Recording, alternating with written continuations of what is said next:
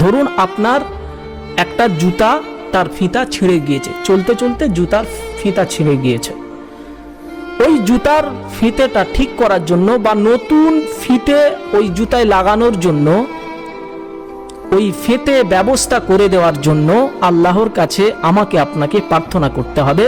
ওই জুতার ফিতে ব্যবস্থা করনে ওয়ালাও আমার আল্লাহ। সুবহানাল্লাহ, আলহামদুলিল্লাহ। প্রিয় দর্শক, দোয়ার কতটুকু গুরুত্ব! এই চাওয়াটা যদিও নিম্নতরের হতে পারে, কিন্তু সেটাও আল্লাহ পাক ব্যবস্থা করে দেবে। সুবহানাল্লাহ, আলহামদুলিল্লাহ, আল্লাহু আকবার।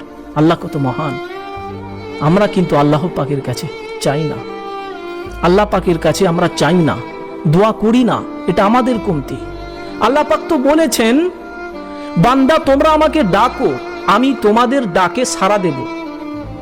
কিন্তু আপনি তো আল্লাহ পাক